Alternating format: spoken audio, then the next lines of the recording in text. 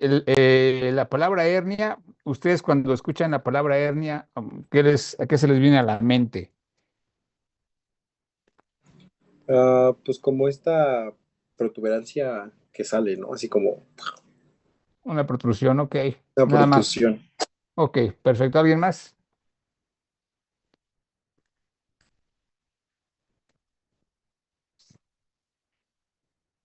¿Alguien más? ¿Alguien más? ¿Nadie? Técnicamente algo que no está en su lugar. Algo que no está en su lugar también es válido. Ok, ¿dónde podemos tener hernias? Porque todo el mundo ha escuchado el término hernia, el concepto de hernia, y sí, se aproxima mucho a lo que dicen que es algo que no está en su lugar. Pero ¿en dónde podemos tener hernias? En el abdomen, En el abdomen, Diego, muy bien. ¿Alguien más? en la zona inguinal, En la región inguinal también. ¿Alguien más? En la columna. En la columna vertebral. ¿Alguien más dijo algo? Una voz femenina escuché.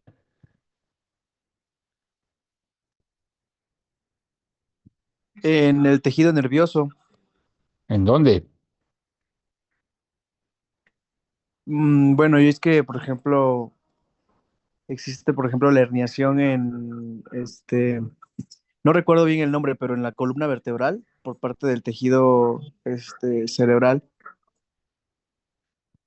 No, mira, lo que tú dices es una hernia de disco, es una hernia discal. Pero cuando el cerebro sale de la cavidad craneana, es una hernia uncal. No es cuando, por Ah, ejemplo, eso es lo que quería decir, doctor. ujú, sale por el agujero magno. Pero también tenemos hernias en el diafragma, ¿sabían eso? El diafragma tiene herniaciones. Entonces, el diafragma, que es el músculo que divide el abdomen del tórax, puede tener hernias. Entonces, esa es una hernia diafragmática. Entonces, muchachos, la definición así de hernia, la pura palabra hernia dice, este, protrusión del peritoneo parietal. Ustedes acuérdense que el peritoneo cubre la cavidad abdominal y es peritoneo parietal. El peritoneo que está pegado a las vísceras se llama peritoneo visceral. Y dice acá, protrusión del peritoneo parietal de un órgano o un tejido fuera de la cavidad que lo contiene, ¿sale? Entonces, cuando hablamos de hernias de la pared abdominal, hablamos de hernias como las que ustedes mencionaron, la de la ingle, la del ombligo, ¿verdad? Hay hernias que se llaman epigástricas, hay hernias que se llaman posincisionales, pero cuando hablamos, si ustedes toman en cuenta lo que está en rojo en esta presentación, dice cavidad. Entonces, cada cavidad puede tener una hernia. La cavidad craneana, pues la hernia uncal, que es cuando el cerebro sale por el agujero magno, y esto se da, por ejemplo, cuando tenemos un tumor que va creciendo y va empujando el cerebro, que es un tejido bastante blando, y la presión hace que salga. Y una hernia uncal es mortal, ¿no? O bien cuando una persona tiene un traumatismo craneoencefálico y empieza a generar un hematoma, ese hematoma puede crecer tan rápido que provocar una hernia uncal. Las hernias de disco son lo que protruye, no es la médula, lo que protruye son los discos intervertebrales. Y eso hace que pues el paciente tenga molestias, dolor, incapacidad para deambular, entre otras cosas. Y así. Otra cavidad que tenemos, pues la cavidad abdominal. ¿Saben en dónde no hay hernias? Generalmente en el tórax. ¿Por qué creen que no hay hernias en el tórax?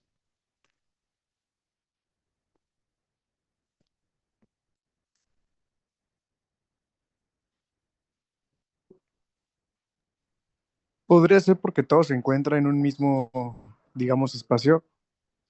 Pues no. Porque aquí dice la definición de, dime, te escucho, perdón, Ángel. Exacto, porque la presión del tórax es negativa, el tórax no va a sacar nada, el tórax absorbe todo, el tórax es al contrario. Entonces, muchachos, cuando hablamos de hernia de la pared abdominal, ahora sí ya nos vamos a olvidar de las hernias del cráneo, de la columna, todo eso. Dice, protrusión del contenido del abdomen a través de una apertura anormal en la pared abdominal. Y aquí es donde empezamos a ver, el abdomen tiene aperturas o tiene orificios. Fíjense que sí, el orificio, la cavidad abdominal, pues es una cavidad, a diferencia de la cavidad torácica, bueno, vamos por orden. Cada cavidad en el cuerpo va a estar formada por diferentes estructuras. Y la estructura de esta cavidad va a depender mucho del órgano que contenga. El cerebro es un tejido muy lábil. El cerebro tiene una consistencia como de una gelatina. Entonces, debe tener una protección suficientemente fuerte. Entonces, la cavidad craneana está formada por puros huesos, ¿sí? Si nosotros sacamos el cerebro del cráneo, el cráneo está hueco. Y aparte de que está cubierto el cerebro por los huesos, tiene líquido, ¿no? Que es el famoso líquido cefalorraquídeo. El tórax alberga órganos importantes como el corazón, los pulmones, los grandes vasos, pero el tórax no es tan rígido como el cráneo. El tórax tiene huesos, tiene músculos y es un poquito más flexible. Ahora sí, el abdomen de las cavidades quizás es la menos resistente, porque la cavidad abdominal está formada básicamente por músculos.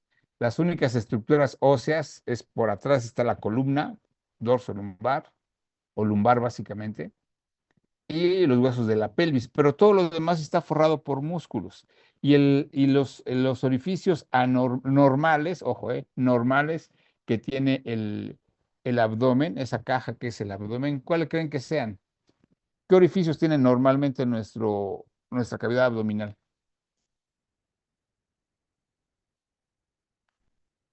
Imagínense por Pues arriba. cuando nacemos, perdón, Sí, cuando escucho. nacemos la parte umbilical podría ser un hoyo, una cavidad. Exacto, un orificio, ¿no? Sí, está permeable. Cuando nacemos estamos conectados y por ahí pasa el conducto onfalomesentérico y por eso está permeable. Ok, se va a cerrar, pero es una. ¿Cuál otro? Podrían ser el yato esofágico, el de la vena, el de la arteria. Exacto, acuérdense que el diafragma tiene tres orificios, un hiato esofágico, un hiato aórtico y un orificio para que pase la vena cava. Esos tres, sale. Y en las ingles, cuando estamos en los últimos meses del desarrollo fetal, está permeable el conducto inguinal, que cuando nacemos se cierra, ya está cerrado.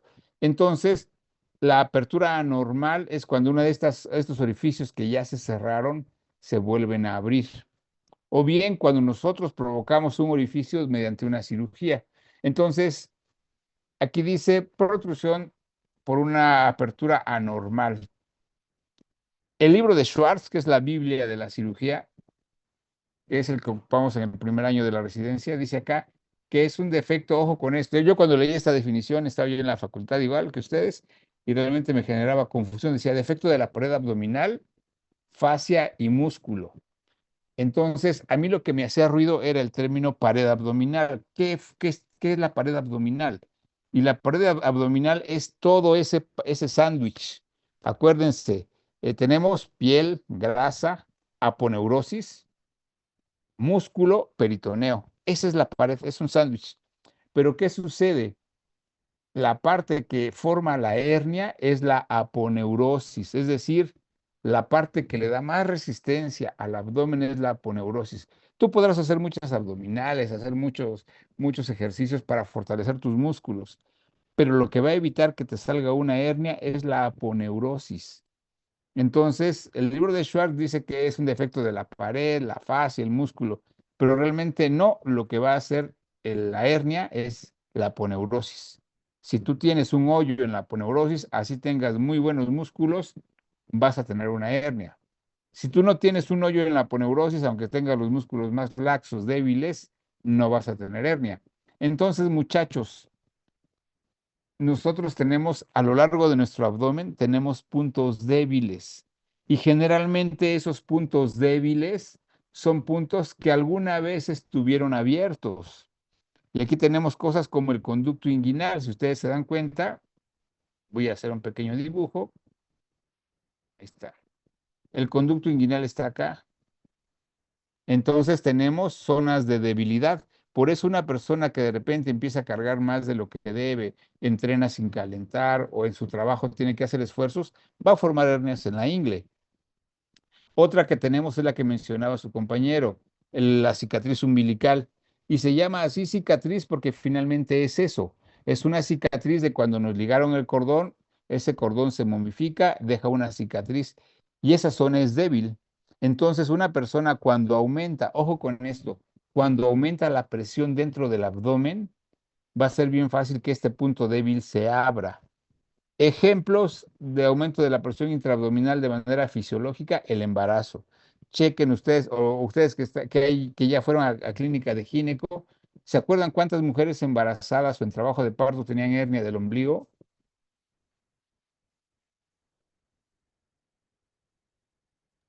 Pues yo no puedo decirle un número, pero sí recuerdo haber Sí, visto viste varias, varias. pues, Sí, sí vi claro, varias. O sea, exacto, que a lo mejor no tenían el diagnóstico, pero era evidente. exacto, ¿no? O mucha gente piensa que eso es normal. Otra es el anillo crural. El anillo crural está aquí más abajo, donde salen los vasos femorales, arteria y vena femoral. Es menos frecuente que la inguinal. Otro es la línea alba. La línea alba es esto, miren, la línea media. Aquí pueden salirnos hernias y ahorita vamos a ver una que es bien, bien frecuente que se llama epigástrica. Y finalmente, otra zona débil es esta, miren, esta que está acá donde se une el transverso con el recto. A esto se le llama línea de Spiegel. Y sí, aquí también salen hernias, son más raras. Este año me tocó operar nada más una, el año pasado operé una también. Son bien raras, pero son zonas débiles y se le llama línea de Spiegel. Entonces ahí pueden salir hernias, esos son puntos débiles, ¿no? Si ustedes se van a la cara posterior, en la cara posterior también tenemos músculos y tenemos dos hernias. Miren, aquí tenemos esta que es el cuadrilátero, perdón, de Greenfeld y aquí nos puede salir una hernia. Yo no he operado más que una en toda mi carrera de cirujano de más de 20 años y la otra es el triángulo de Jean-Louis Petit, que está aquí donde está la cresta ilíaca, miren, inmediatamente por arriba. De estas no he operado ninguna, pero son hernias que también pueden salir ahí. Entonces, estas las vemos más que nada en personas que hacen mucho ejercicio cargando pesas, por ejemplo, los halteristas o los que practican halterofilia a nivel olímpico. Ahí se puede ver eso. Entonces, muchachos, esos son las zonas débiles en la parte posterior. Entonces, cuando hablamos de hernias de la pared abdominal, hablamos de hernias que salen en estos puntos de los que acabamos de hablar. Hernias en puntos débiles. Entonces, muchachos, cuando ustedes les preguntan a sus pacientes, doctor, ¿qué es una hernia? ¿Ustedes qué les van a decir?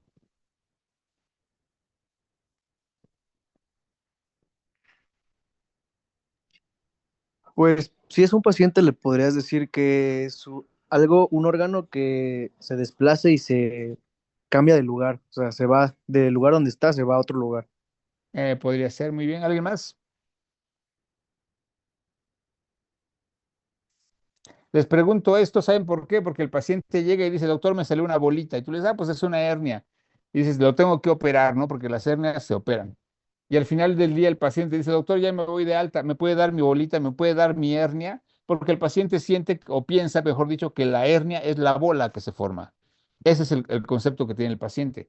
Entonces, yo antes de operar a un paciente le aclaro, la hernia no es la bola que se forma, la hernia es un hoyo en la aponeurosis. Entonces no le puedes dar un hoyo porque pues no se lo quitaste, se lo cerraste, ¿no? Entonces, muchachos, ojo con esto, pregunta de examen. La hernia está formada por tres cosas. Una de ellas es el anillo herniario. El anillo herniario es ese defecto de la aponeurosis, ese hoyo. A eso le llamamos anillo herniario. El segundo componente es el saco herniario, o sea, la bolsa. Y la bolsa, acuérdense ustedes que está formada por el peritoneo. En la definición que vimos al principio dice que es la protrusión del peritoneo parietal. Yo siempre le explico a mis residentes, y ahora los hago con ustedes, lo hago con ustedes, perdón, que una hernia es como un balón de fútbol. Si tú descoses por afuera el balón de fútbol, si tú lo descoses y tú inflas la cámara, el anillo herniario es la cubierta del balón, ese hoyo, ese es el anillo herniario. El saco herniario es la cámara, porque la cámara por dentro recubre este balón, entonces eso hace las funciones de un saco herniario.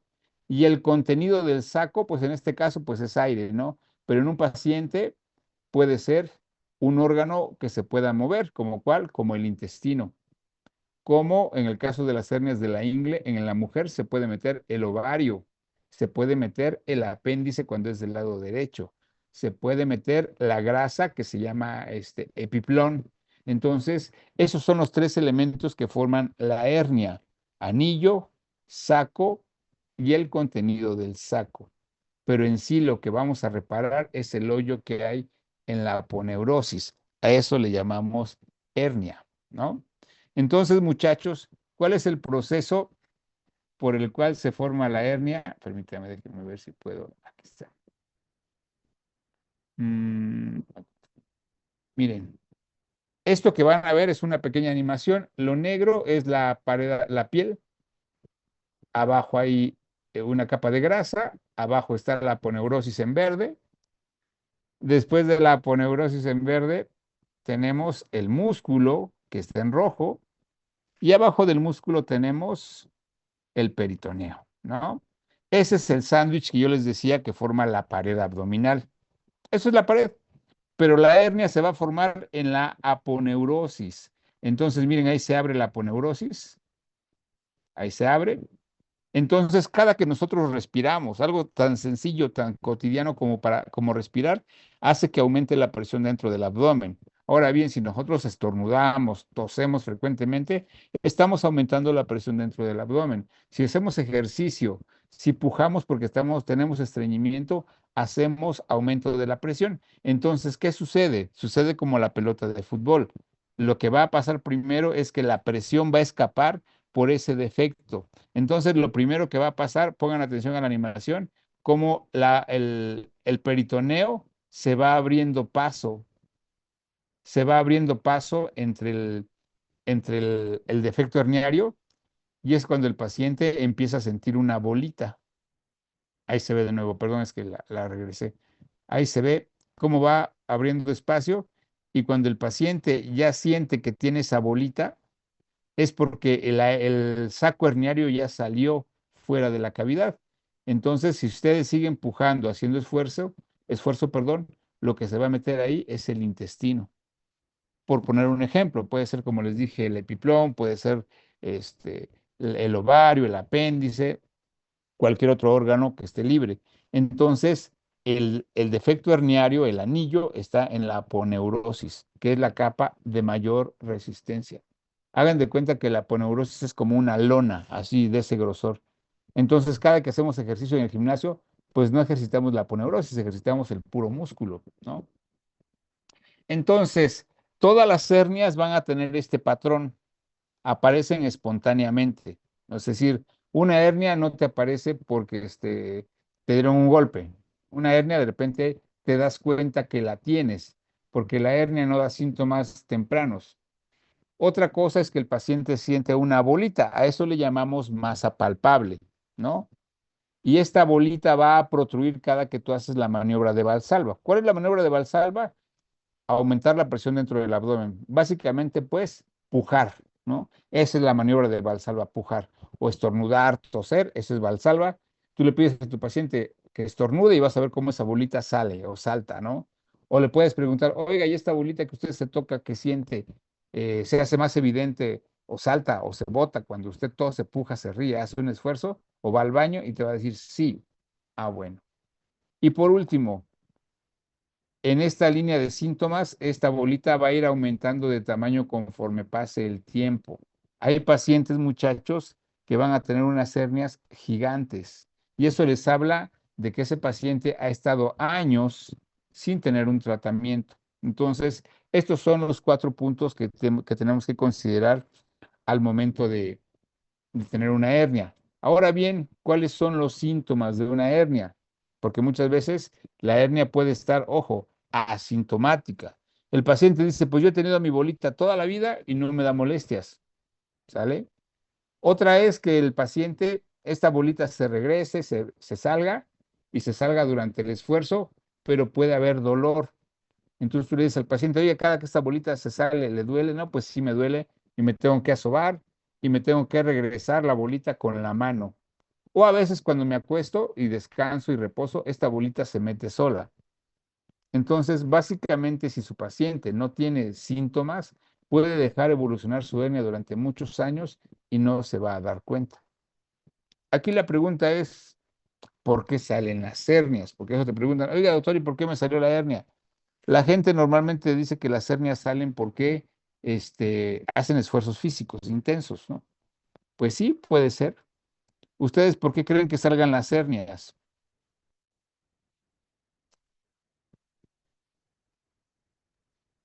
Puede ser congénito, ¿no? Congénito, claro, muy bien. ¿Cuál otro? Por la edad también. Por la edad. ¿Por qué por la edad? O sea, sí te creo, pero ¿por qué por la edad? Porque se debilita la pared muscular. Mm, fíjate que no, pero algo tiene que ver. Ok, pero lo consideraremos. ¿Alguien más?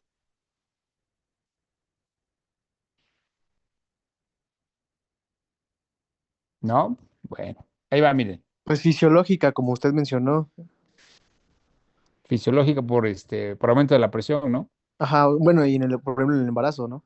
Exacto. Muy bien, miren. Hay factores congénitos, factores bioquímicos, factores nutricionales e incluso factores genéticos. ¿Cuáles son los congénitos? Bueno, yo les dije hace rato, el ombligo pues está abierto antes del nacimiento y se cierra cuando se momifica el cordón y los conductos inguinales se cierran. Pero ¿qué creen? La naturaleza es muy caprichosa y a veces no se cierra ese conducto inguinal y los niños nacen con hernia inguinal congénita. Sí, y es esa que ven ahí, ¿no? Ven el niño, no sé si puedan ver la imagen, la del cuadrante inferior derecho. A este niño se le ve una bolita acá arriba, miren, está el pene y arriba está la bolita. El que está arriba de esta fotografía se le ve una enorme bola acá que tiene una hernia que comunica con la cavidad abdominal. Entonces, puede ser congénita. Factores bioquímicos, ¿a qué nos referimos? A que a lo mejor la calidad de nuestras fibras de colágena sea la correcta, ¿sale? Factores bioquímicos, factores nutricionales. Sí, aquí entra lo que decíamos, si tú eres una persona que ya está en la tercera edad, y tu estado nutricional no es el correcto, a lo mejor tus procesos de cicatrización no son buenos.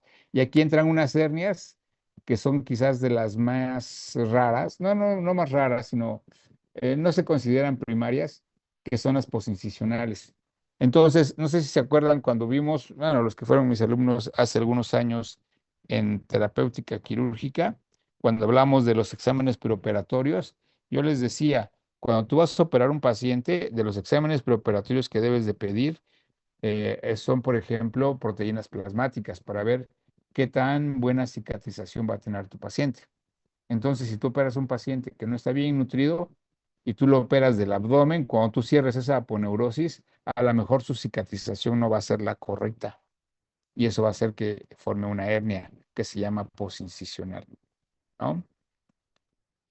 Entonces, muchachos, miren, esta es una clasificación que les va a ser de mucha utilidad, porque con estas preguntas son con las que le damos la bienvenida a los internos de cirugía. Y créanme, muchachos, hoy estamos a 24 de abril, mayo, junio, 2 meses con 7 días y van a empezar a hacer su internado, ¿no? Entonces, miren, las hernias las clasificamos, ojo, pueden ser por su origen. Son congénitas, que ya las mencionamos, y adquiridas, ¿no? Y las adquiridas son con las que no nacemos y se llaman primarias o se llaman secundarias. Ahorita les voy a decir por qué secundarias. Pero también las podemos clasificar por su grado de complejidad. Y esto quiere decir reductibles y no reductibles, ¿no? Las reductibles son cuando la bolita se regresa a la cavidad abdominal y puede ser que sea espontáneo, es decir, el paciente no interviene, o puede ser que el paciente lo haga con su mano y ahí viene la clasificación, dice reductible manual. Y las que no se regresan, que siempre están afuera, pueden ser encarceladas cuando hay un órgano metido y se pueden llamar estranguladas cuando ese órgano tiene un sufrimiento vascular porque está comprometida su circulación. Entonces, cuando les pregunten cómo se clasifican las hernias, pueden decir, pues por su origen y su complejidad, ya desglosan este cuadrito. Entonces, miren, congénitas hay dos, ojo, la del ombligo, que es la hernia umbilical, y la inguinal. Esas son hernias de la pared abdominal congénitas. Ojo con esto, porque ahorita van a ver diagnósticos diferenciales bien padres. Las adquiridas, yo les dije, hay dos primarias, que son las verdaderas, y secundarias, que son posincisionales. Y aquí viene la parte que puede llegar a ser un poquito, les puede generar confusión. Porque las primarias son todas esas que vimos ahorita, ¿no? De las zonas de debilidad. La de la ingle, la del ombligo, la de Spiegel, la de epigástrica, la de Petit, ¿no? Esas son las primarias, porque aparecen espontáneamente, ¿no? Incluso aquí tenemos estas, ¿no? Inguinales en una mujer joven. Las secundarias son aquellas que aparecen después de que nosotros hicimos una cirugía. Es decir, yo abrí a mi paciente porque lo operé de una cesárea, por ejemplo, y cerré todas mis capas, pero ¿qué creen? Se abrió la aponeurosis. Aunque todo lo demás se haya cicatrizado, si se abre la aponeurosis se forma una hernia. Entonces es una hernia secundaria a un procedimiento quirúrgico. Por eso se les llama hernias postincisionales o postquirúrgicas, también se les llama. Entonces vean estas personas que están aquí en esta imagen, todas, bueno, las dos personas fueron intervenidas y generaron una hernia. Y ahorita vamos a ver por qué se forman hernias postincisionales, ¿no? Entonces yo les dije, cuando las clasificamos por su complejidad, son reductibles o no reductibles. Las no reductibles pueden estar encarceladas o estranguladas. Esta es una hernia reductible, miren. Es una hernia, ojo con esta imagen, que ustedes ven al paciente, tiene esa bolita y esa bolita la podemos regresar a la cavidad. Esa es una hernia reductible. Una hernia encarcelada es aquella que ya no se puede regresar. Entonces, miren, aquí vemos cómo incluso el color de la piel es diferente al resto de la piel abdominal. Esta es una hernia que está encarcelada. Y si ustedes le tocan al paciente, le puede doler. ¿Qué puede estar metido ahí? Puede estar el intestino, puede estar la grasa abdominal, etcétera. Pero muchas veces no le causa molestia y por eso está ahí.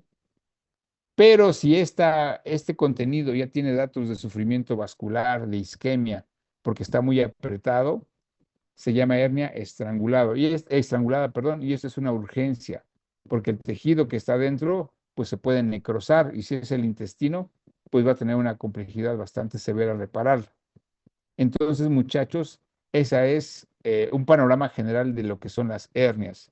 En resumen, una hernia es un defecto o una apertura o un hoyo en la aponeurosis, ¿no? Síntomas aparecen espontáneamente, protruyen al hacer un esfuerzo, se reducen y van aumentando de tamaño con el tiempo. Entonces, voy a empezar a desglosarles las hernias según como vamos viendo según sus grados de complejidad. Vamos a empezar con la hernia del ombligo, ¿les parece bien? Sí.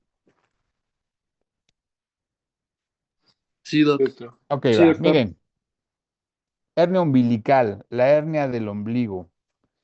Y los libros dicen, es el paso del contenido del abdomen a través de la cicatriz umbilical que está abierta. Este tipo de hernias representa aproximadamente el 5%. Se presenta en el 5% de la población aproximadamente. Es decir, de cada 20 personas, uno tiene hernia umbilical, o sea, sí es bastante, ¿no?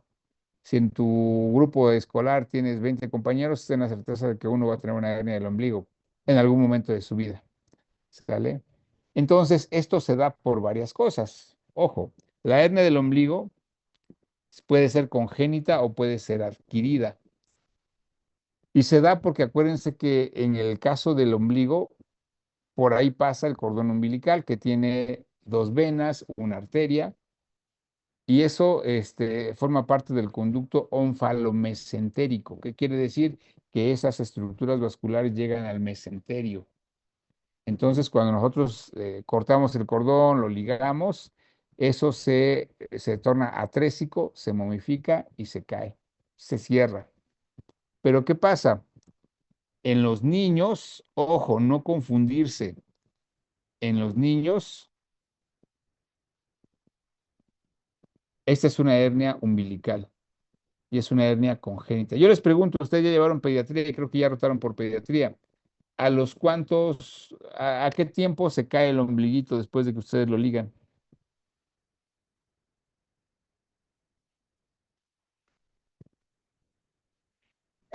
Como 14 a 21 días. 14 o 21 días, más o menos, ¿no? Puede variar, pero sí, más o menos eso es un promedio de tiempo. Entonces, la hernia umbilical es esta, ¿sí? Pero ojo, no se confundan.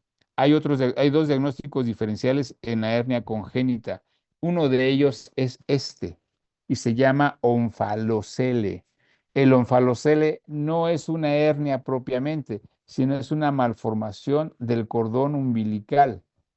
Y vean ustedes cómo es una una gran masa quística que lo tienen que tratar los cirujanos pediatras. Una forma de cerrarlo es, primero le van a poner talco y el talco lo que hace es lo seca y se va cerrando. Y le van poniendo unas riendas y lo cuelgan, hagan de cuenta que cuelgan al chamaquito como si fuera una tienda de campaña y se va cerrando solito. Y al final lo operan ya cuando se redujo todo y queda bien, como si nada hubiera pasado. Ese es un diagnóstico diferencial. Onfalocele. Otro diagnóstico diferencial es este y se llama gastrosquisis. La gastrosquisis, muchachos, si se dan cuenta en esa imagen que se ve ahí, el cordón umbilical está normal, pero la pared abdominal no se cerró y los órganos están expuestos. Si se dan cuenta, los órganos de este bebé se ven de un color oscuro, no se ven de un color rosa salmón que es normal, y esto es porque estos órganos estuvieron en contacto con el líquido amniótico. Entonces, eso les provocó una peritonitis localizada, bueno, que aquí está generalizada, pero ese es el efecto que tiene el líquido amniótico sobre los órganos. Y esto no es una hernia, esta es una gastrosquisis y se tiene que operar. Es una cirugía que se tiene que hacer prácticamente al nacimiento. Entonces, la hernia umbilical puede ser congénita, pero cuando no nacemos con hernia y desarrollamos la hernia cuando somos adultos o somos adolescentes, se llama hernia adquirida. Entonces, esta hernia adquirida, normalmente te vas a dar cuenta, porque mucha gente te dice que aparece después de que hizo un esfuerzo muy grande. Por ejemplo, empezó a ir al gimnasio y desarrolló la hernia, ¿no? Esta hernia muchas veces el paciente no sabe que la tiene y lo normaliza porque piensa que es parte de su anatomía, ¿no? Y al igual que las demás hernias, se reduce al reposo. Entonces, condiciones para una hernia umbilical, el embarazo es una de las más grandes, más importantes. Las hernias se desarrollan durante el embarazo, se resuelve el embarazo y la señora queda con su hernia. Y como ya no hay aumento de la presión, pues no le causa ninguna molestia. Esta es la famosa hernia del embarazo. Otra condición que no necesariamente es fisiológica es esto, el líquido de ascitis. Aquellas personas que tienen cirrosis hepática y desarrollan ascitis, todo el tiempo tienen aumento de la presión y con el paso del tiempo, acuérdense que la presión es algo constante, se va venciendo esa resistencia y se va abriendo. Otra, muchachos, los esfuerzos físicos. Yo les pregunto a ustedes, ahora que vimos el tema de hemorroides, ¿qué se ponen los que cargan o los estibadores para hacer su labor cargando bultos? Las fajas. Las fajas, ¿no? Y decíamos que la faja sí te ayuda porque con eso los músculos de la pared abdominal y sobre todo la aponeurosis no tienen tanto esfuerzo o no se pueden vencer a ese esfuerzo de la presión. Pero lo que pasa con estas personas es que la presión escapa por abajo y esa presión que escapa por abajo pues provoca prolapso rectal, hemorroides, etcétera. Hay personas que no van a utilizar faja o que la van a utilizar más abajo o que la van a utilizar mal y son personas que van a desarrollar hernia umbilical. Otras personas que también desarrollan hernia, aparte de los estibadores, son los albañiles, ¿no? Un albañil que realiza mucho esfuerzo la va a tener. ¿Qué otras personas? Ojo, la maniobra de Valsalva, es decir, aquellas personas que están tosiendo todo el tiempo, ¿sí? las personas que fuman, que tienen EPOC, los que tocan instrumentos de viento, ya decíamos, ¿no? La tuba, el trombón, la trompeta, te dicen todos, no hagas el esfuerzo con las mejillas o carrillos, hazlo con el abdomen. Pues sí, van a tener hernia umbilical, todos los de la arrolladora, todos los de, ¿cómo se llama? Tierra mojada y esos van a tener. Y finalmente, pues sí, obesidad, claro que sí, también, y estreñimiento también. Entonces, muchachos, el diagnóstico de la hernia umbilical es clínico. No necesitas tomarle una tomografía, no necesitas un ultrasonido. El diagnóstico es 100% clínico. Sí. Los estudios de imagen los vamos a ocupar cuando tengamos la duda, es decir, cuando no tengamos esa certeza. Pero una persona que de repente puja, tose, se ríe, hace un esfuerzo, y se le bota el ombligo, ese es diagnóstico de hernia. De hecho, no sé si ustedes tuvieron una oportunidad, no les he preguntado porque no he platicado con ustedes. ¿Se fueron de vacaciones esta semana pasada?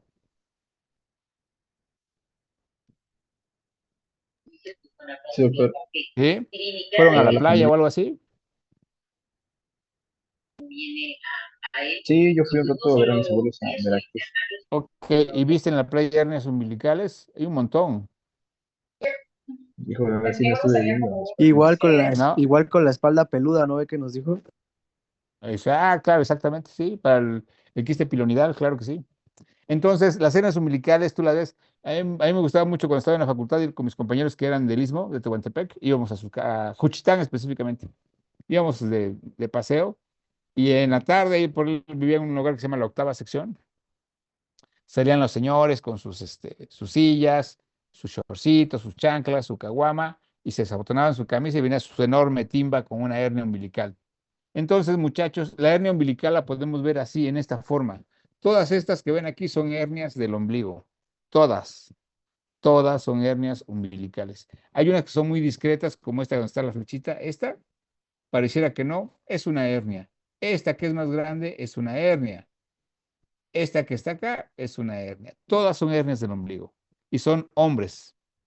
Entonces, una forma en la que tú vas a corroborar tu hernia es que tú le vas a decir a tu paciente, acuéstese, le descubres el abdomen, acuéstese por favor y va a levantar su cabeza para que vea la punta de sus pies, como si fuera a hacer un abdominal más o menos. Entonces, cuando el paciente hace ese esfuerzo, lo que va a pasar es que va a pasar esto. Esta foto la tomé de la consulta, miren,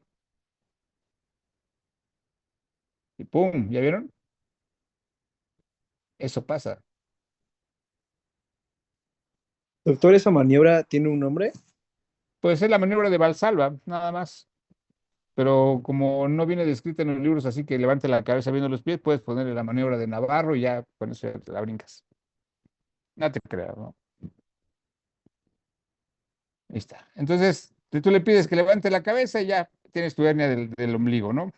Entonces, miren, si ustedes tienen la duda, porque ¿qué diagnóstico diferencial puedes tener de una hernia umbilical? Pues que tengas un granuloma. ¿Qué es un granuloma, chicos? ¿Se acuerdan de la definición de granuloma?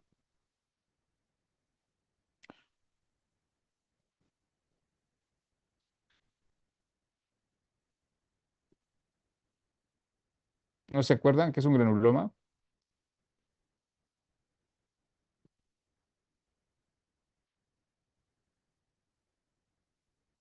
Un granuloma es una cicatrización anómala. Entonces, ¿qué es lo que se pone la gente en el ombligo?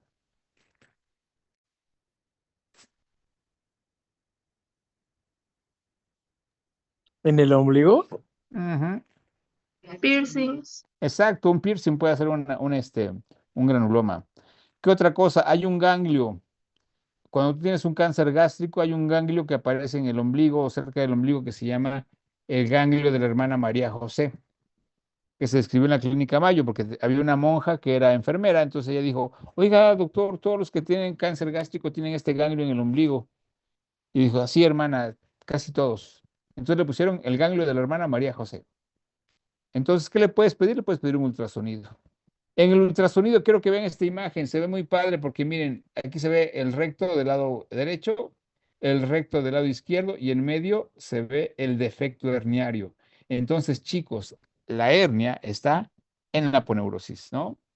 Entonces, este es un estudio de ultrasonido que se puede hacer. Entonces, la pregunta es, ¿cómo tratamos la hernia del ombligo?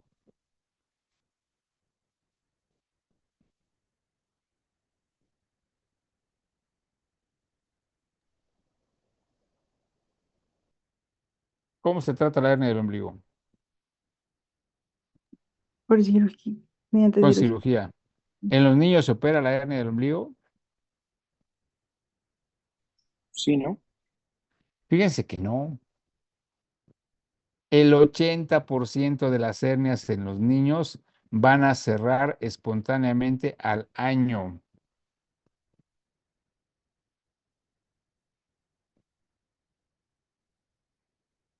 Entonces, ¿qué es lo que tenemos que hacer? Ponerle al niño, bueno, es que con los pañales desechables, que ya nadie utiliza ahora los de tela, ya no se utiliza. Hay algo que se llama fajero, ¿sí lo han escuchado nombrar? No, Doc. ¿No? El fajero es un pedazo de tela que tiene en los extremos unos cordones y que enrollan al chamaquito. Una faja, pues.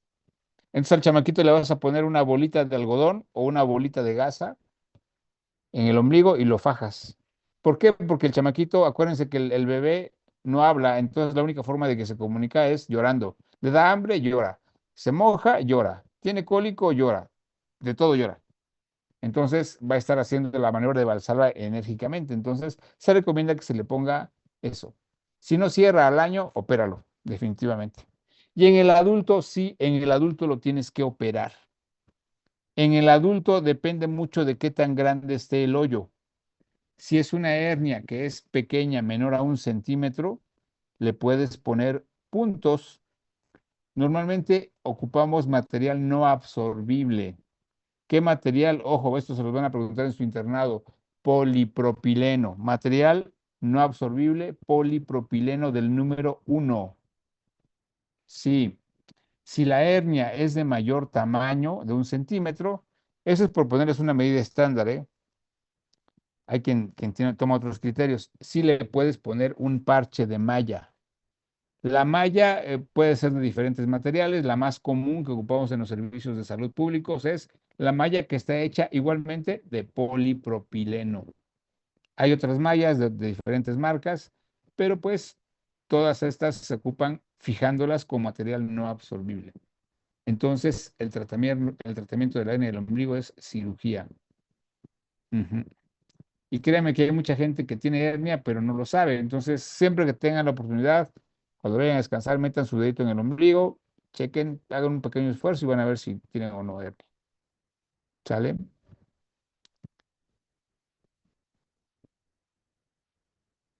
¿Hasta aquí me siguen? Sí. Ok. Sí, doctor. Bueno, la siguiente hernia que vamos a ver es esta. Se llama hernia postincisional. Esta es una hernia que es secundaria. ¿Por qué? Porque solamente se va a presentar en aquellos pacientes que tuvieron una cirugía. Abrimos capa por capa, piel, grasa, aponeurosis, peritoneo. Cerramos capa por capa. Ahí va la pregunta del millón. Chicos, ¿con qué tipo de sutura cerramos el peritoneo? Me refiero al tipo de material.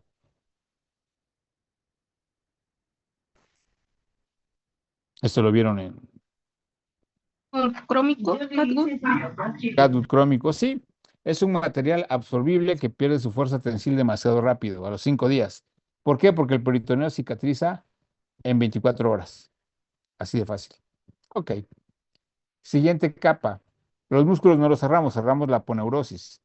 Ustedes que tuvieron rotación en cirugía ya y en gineco, cuando cierran la capa muscular, ¿cierran los músculos? No, no los cierran. Los ginecos sí de repente afrontan los músculos con bicril, pero no se cierran. Se cierra la aponeurosis. ¿Con qué cerramos aponeurosis? Picri. Lo podemos hacer con bicril, que es absorbible y del calibre número 1, no de un 0, del número 1. Y si es con no absorbible, lo podemos cerrar con polipropileno del número 1 también. Puntos separados, puntos continuos, continuo simple, continuo anclado. Ok. La grasa la podemos cerrar si es un poquito gruesa con crómico también y la piel la cerramos con nylon o con polipropileno también, de preferencia pues que se retire fácilmente. Entonces, la parte que va a fallar en una hernia posicional es el cierre de la aponeurosis. Ujú. Entonces dice, el único requisito es que haya sido operado y la hernia aparezca en ese lugar. Aquí dice como consecuencia de un procedimiento quirúrgico. Y tiene estos sinónimos. Yo les dije, se puede llamar hernia incisional, posincisional, hernia posoperatoria, o incluso hay algunos autores que le llaman hernia ventral. Sí, características, yo les dije, es una hernia que no es congénita, es secundaria. Requisito, reitero, que sea después de una cirugía. Y aquí viene donde varían las cosas. Yo les dije, una hernia está formada por el anillo, el saco y el contenido del saco. Aquí, como es una hernia que fue después de una cirugía y hubo manipulación de los tejidos, muchas veces el saco herniario tiene pegados los órganos intraabdominales. Por eso es que estas hernias son bien peligrosas. Y miren, hasta un 15% de las cirugías abdominales pueden presentar hernias. ¿Dónde creen ustedes, o mejor dicho, qué cirugía creen ustedes que es la que hace más hernias posicionales?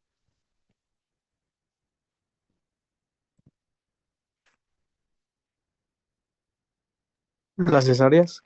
Exacto, las cesáreas. Y no porque los ginecos sean malos cirujanos, sino porque es la cirugía que más se hace y por estadística, pues tiene más frecuencia, ¿no?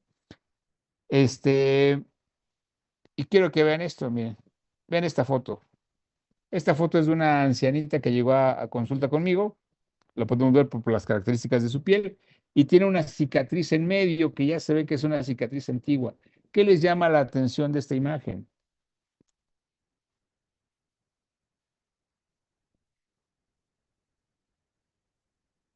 Pues que vemos diferentes protrusiones en toda la pared abdominal.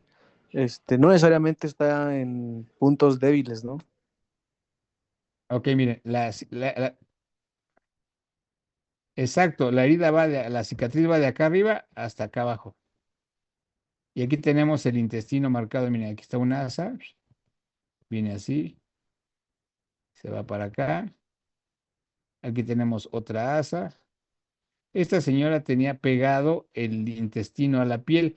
Y si consideramos que su piel, por la edad, es una piel muy delgadita, esta señora, ahorita voy a borrar las imágenes para que vean, esta señora con cualquier lesión, valga la expresión, incluso con una con un piquete de una aguja podías atravesar el intestino. Entonces, muchachos, esta señora llegó con una hernia postincisional bastante, bastante grande. La pregunta es, ahora viene la pregunta interesante, ¿por qué creen que se forma una hernia postincisional? Yo les dije, no, pues porque se abre la aponeurosis. Bueno, cambiamos la pregunta. ¿Por qué se abre la aponeurosis después de una cirugía?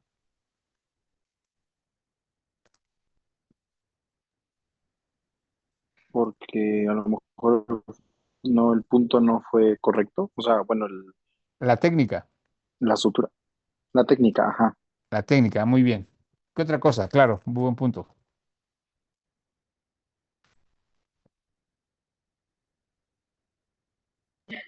Podría ser por el proceso cicatrizal, o sea, que es un tejido Porque, fibrótico o porque tu que paciente esté desnutrido, claro, lo que dijimos hace rato, si tu paciente no está bien nutrido, su cicatrización no le va a ayudar en nada, entonces va a formar una hernia. Muy bien con la otra.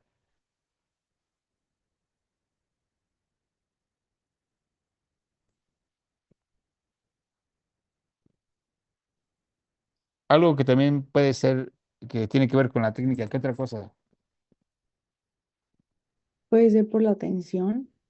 La tensión, exactamente. Hay pacientes que llegaron por un traumatismo y entonces el abdomen queda cerrado a tensión. Entonces, cuando tú cierras con tensión, se necrosan los bordes y se va la sutura. Muy bien, ¿qué otra cosa? Pues fíjense que el material con el que cierras, yo les acabo de decir con qué cerramos la poneurosis con absorbible y con no absorbible. ¿Y de qué características debe ser el absorbible? ¿O qué absorbible le ponemos? Y por ahí me dijeron Bicril, claro. ¿Y por qué no lo cerramos con Catgut, que también es absorbible? Y podemos conseguir un Catgut bien grueso del 1, ¿por qué no?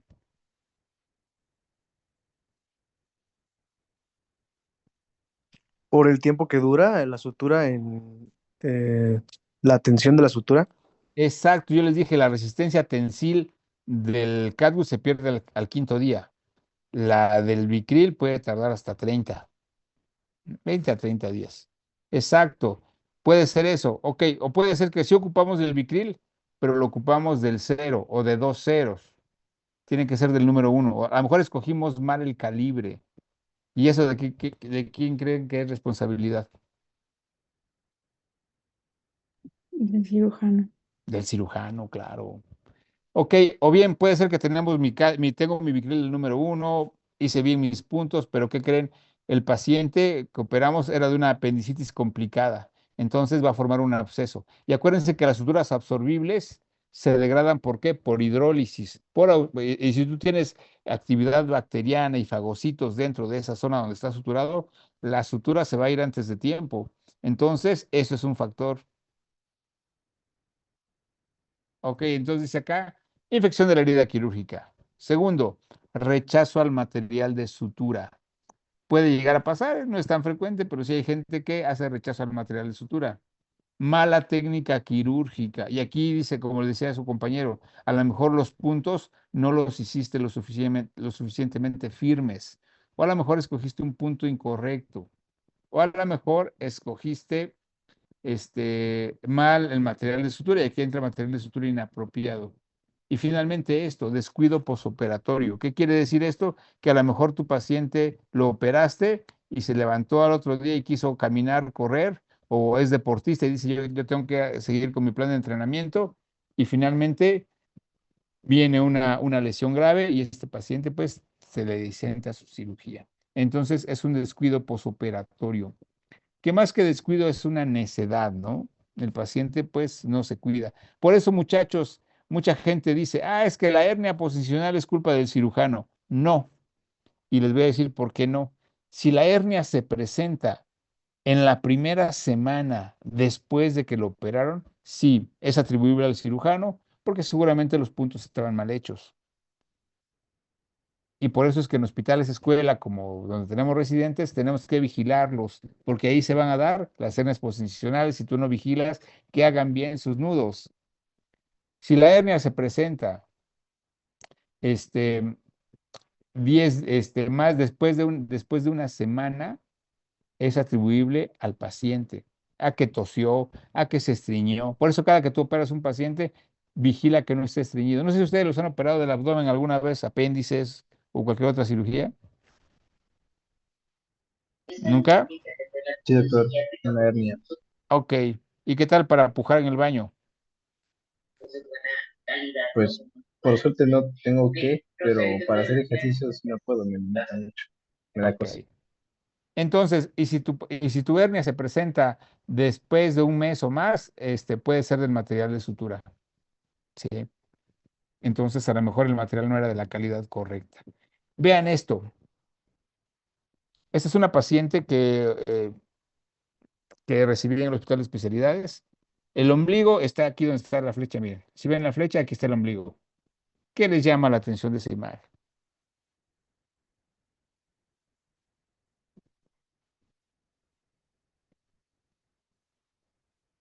Acá está el ombliguito. ¿Qué les llama la atención?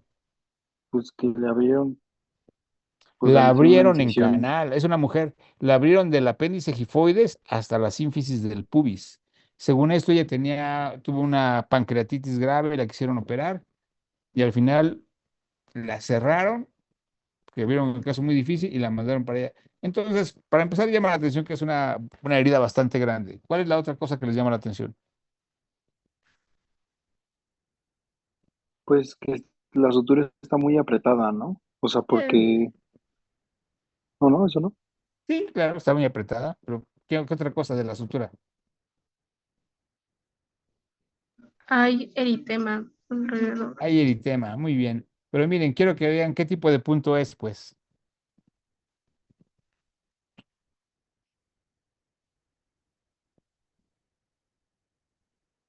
Entran acá, salen acá, cruzan para acá, cruzan para acá, cruzan para acá.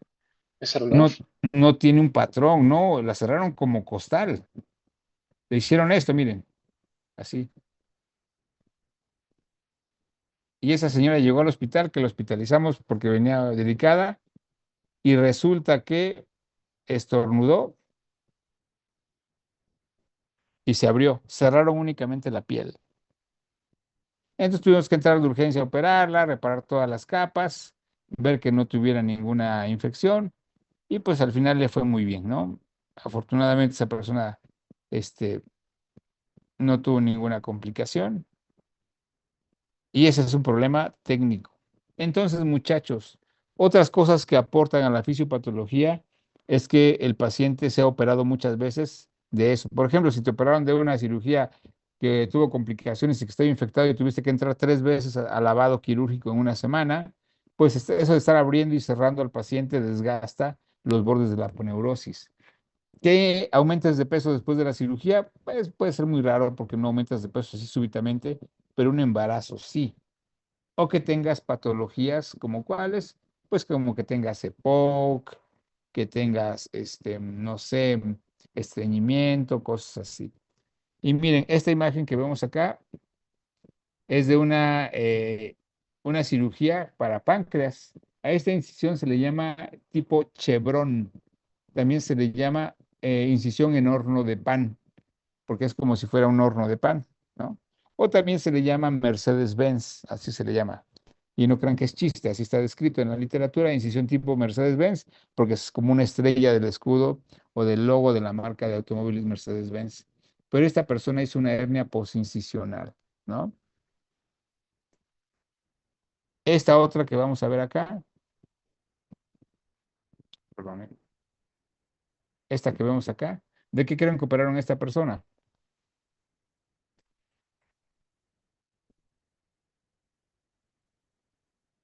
¿Qué órgano está?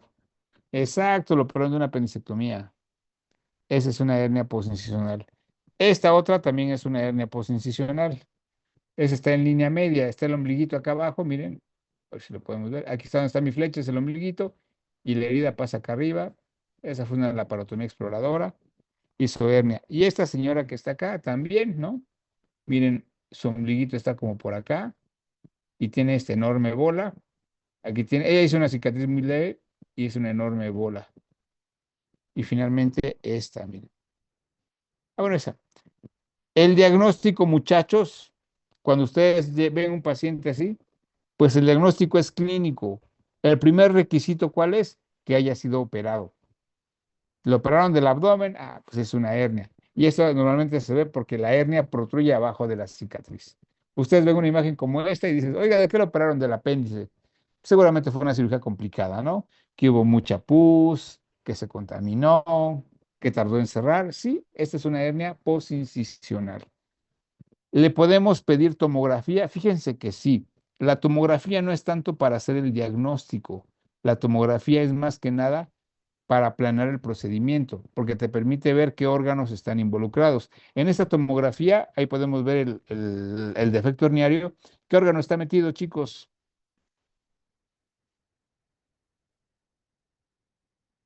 Yo, Hígado. Exacto, las flechas lo señalan, es el hígado. Entonces, si tú entras a hacer tu cirugía y quieres entrar a través de esa línea, más seguro es que vas a partir en dos el hígado. Pero de repente vas a encontrar cosas como esta, miren. De repente te encuentras con que esta señora que tiene su hernia inguinal tiene una fístula y puede estar metido ahí en el intestino y puede estar fistulizado. Entonces, sí, por eso es que antes de hacer o proponer un tratamiento, investiga bien mediante un estudio tomográfico qué órganos están involucrados. Y finalmente, esta otra es una tomografía y es una pequeña hernia. ¿Qué órgano está metido?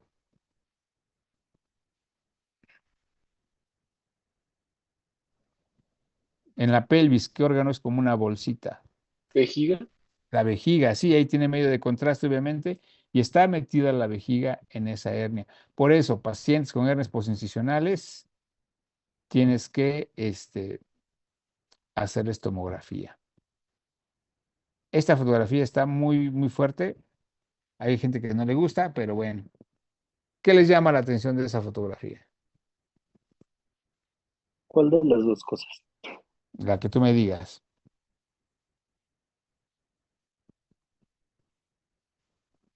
Pues pues es una hernia, ¿no? La que tiene arriba en la parte de, Exacto, tiene una superhernia, ¿no? Y abajo, ajá, pues todo el fémur salido, ¿no? La cabeza del fémur. exacto, esa persona, por lo que se puede ver, es una persona que hizo una úlcera por presión. Debe tener una discapacidad motriz. Hizo una úlcera por presión, se expuso la cabeza del fémur y tiene una hernia. Se ve que es una persona que tuvo un traumatismo raquimedular, le hicieron varias cirugías, cosas así. Y obviamente está en un estado de abandono, porque una persona que está bien atendida no hace hernias por incisión, no hace, perdón, no hace úlceras por presión tan severas que se exponga la cabeza del fémur. Entonces, aquí el tratamiento va a depender de muchas cosas. El tratamiento puede ser conservador y lo pongo entre signos de interrogación. ¿Por qué? Porque hay ocasiones en que en pacientes que han tenido muchas cirugías, sobre todo en pacientes oncológicos, fíjense, que tuvieron muchas complicaciones, dehiscencias, que entraste a operarlo varias veces, los músculos, cuando tú tienes el abdomen abierto durante mucho tiempo, los músculos de la línea media se retraen hacia los lados. Entonces muchas veces ya no es posible afrontarlos. Sí hay técnicas, hay quien les inyecta Botox a los pacientes varias semanas antes para que vayan relajándose y se afronten, o les meten aire adentro para que se vaya dilatando la cavidad, pero muchas veces las adherencias que tienen son tan grandes o tan fuertes, perdón, que ya no vale la pena operarlos. Y si la hernia no se estrangula, pueden vivir, es mejor para el paciente vivir con su hernia. Por eso lo ponemos en signo de interrogación, porque pues sí, es debatible, ¿no? La otra, pues puede ser que tú le hagas una cirugía y le pongas una malla. Generalmente aquí se les pone malla a todos. ¿Por qué? Porque una pared abdominal que ya hizo una hernia después de una cirugía, la va a volver a hacer. Entonces tienes que ponerle una malla. La puedes hacer abierta o laparoscópica según tu posibilidad de habilidad como cirujano, pero siempre a las posincisionales se les debe poner malla, ¿vale? Esa es la hernia posincisional. Entonces, resumen, único requisito que haya sido una cirugía. Y preguntar al paciente cómo estuvo esa cirugía, porque tú dices, pues estuvo contaminada, pues sí. O yo siempre les pregunto, ¿dónde lo operaron? Y hay veces en que se operaron en un hospital público, pero acuérdense que en los hospitales públicos muchas veces tenemos carencia de materiales, ¿no? Entonces, sí, yo sé que a lo mejor, este, pues no debería ser así, pero hay veces en que el material no es el adecuado, la calidad del material no es la correcta, y eso hace que los pacientes formen hernias. O le preguntas si tiene tos, si puja, o a lo mejor es un paciente que por sus necesidades económicas tuvo que regresar a trabajar antes, pues obviamente que va a tener una hernia postincisional. Entonces, diagnóstico clínico con el único requisito de haber tenido una cirugía, y para planear el tratamiento, tómale una tomografía para ver a qué te vas a enfrentar. ¿Sale? ¿Preguntas, dudas hasta acá en este momento?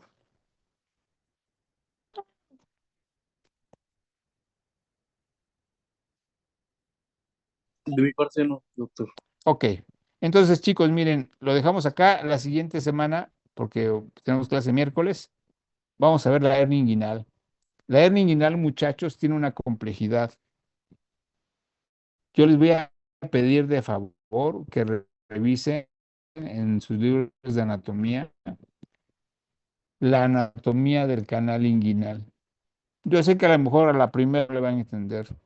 Es como esos memes que dicen, estúdienlo, léanlo, si no lo comprenden no pasa nada y yo se los explico a detalle el miércoles, pero me interesa que ya tengan un concepto para que podamos aprender, porque las hernias inguinales van a tener clasificaciones como cuáles, como que son directas e indirectas. Entonces, sí es importante que conozcan sobre qué vamos a hablar, ¿vale? Y el próximo miércoles nos vamos a poner de acuerdo también para ver lo de su examen final. Yo les dije, en el examen final, nada, vamos a ver los últimos temas que vimos después del último examen.